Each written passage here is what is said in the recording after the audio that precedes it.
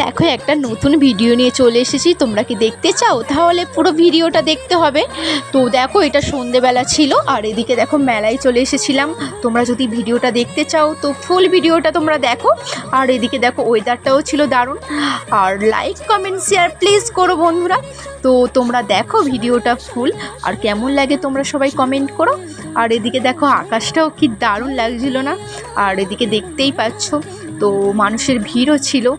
তো তোমরা দেখো, ভালো লাগবে অবশ্যই ভিডিওটা। Tata. Hello guys, welcome back to our channel.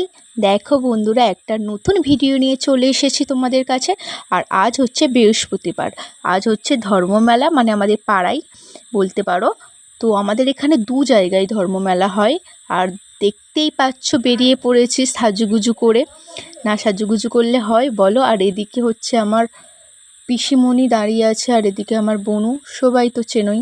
আর এদিকে আমার মা কলা পাতা কাটছিল, কারণ পূজার কোনো কারণে কাজে লাগবে, তাই বৌদিও কাটছিল, মাও কাটছিল। তো যাচ্ছি আমরা, মানে আমাদের ঘরের পেছনেই পূজা হচ্ছে বলতে পারো। তো এখানে আমাদের নিজস্ব পূজা, মানে আমার ছোটোবেলা থেকেই দেখে আসছি আমাদের এখানে পূজা হয়। তো এটা আমার মানে বাড়িরই পূজা বলতে পারো। আর এই দেখো বছরে একবার করেই আসি। আর এটা হচ্ছে আমার মা পূজা দিতে চলে এসেছে। আর দেখতেই পাচ্ছ এখানে অনেকেই চলে এসেছে পূজা দিতে, প্রায় পাশের গ্রাম থেকে অনেকে আসে পূজা দিতে। তো এই হচ্ছে বৌদি, ওনাদের পূজা দেওয়া হয়ে গিয়েছে।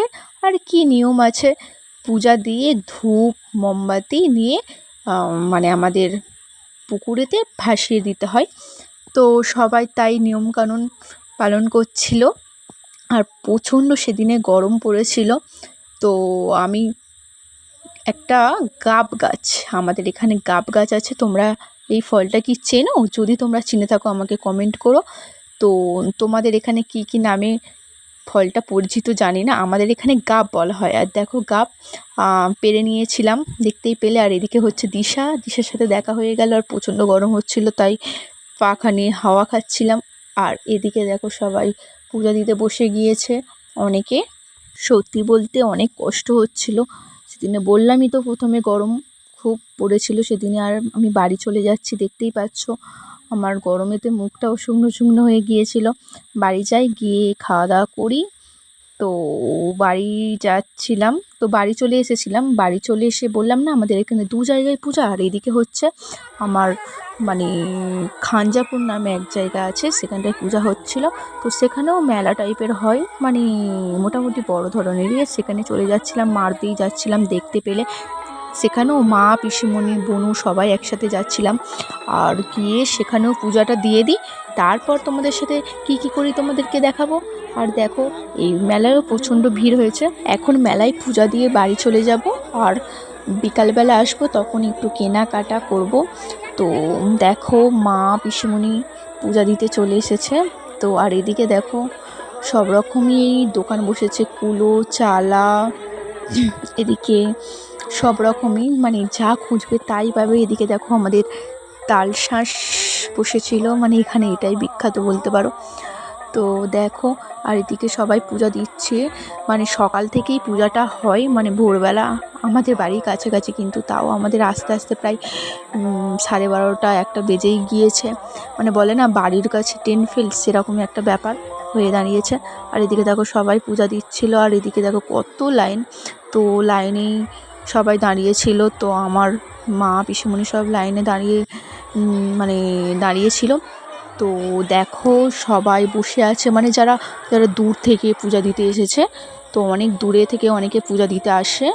তো ওরা ভোরবেলাও আসে অনেকে, তাই এখানে খাওয়া দাওয়া করছিল, মানে বাড়ি থেকে সব খাবার নিয়ে চলে আসে। আর এদিকে দেখো সবাই আমি বাড়ি চলে এসেছিলাম, বিকালবেলা যাবো। আর এদিকে দেখো মানে ঘুমিয়ে নিলাম, ঘুম থেকে উঠে ছাদে উঠে দেখো আমাদের আম হয়েছে, তোমাদেরকে আগেই দেখাবো বলেছিলাম, দেখিয়ে দিলাম। আর ঘুম থেকে উঠেই আবার রেডি হব, যাব পিসির সাথে। আর দেখো রেডি হয়ে গিয়েছি, আর বৃষ্টি হচ্ছিল দুপুরবেলা। ভেবেছিলাম আর হয়তো যাওয়া হবে না, মেলা পুরো নন্ডভন্ড হয়ে গিয়েছে, কিন্তু না, সাজুগুজু করে বেরিয়ে গিয়েছি। সাজুগুজু তো করবোই বলো, বছরে একবার মেলা বলে কথা। আর এদিকে একটা রিলস বানিয়ে নিচ্ছিলাম।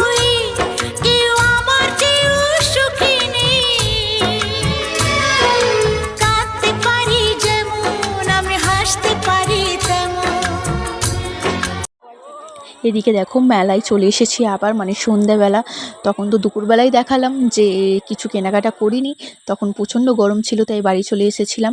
আর এদিকে দেখো মেলায় চলে এসেছি সন্ধ্যাবেলা। আর এদিকে দেখো মানে অনেক কিছুই দোকান বসেছে, বললাম হার সাজের অনেক কিছুই ছিল, হার কিনে নেব। আর এদিকে আমার বোনও ফুচকা খাচ্ছিল।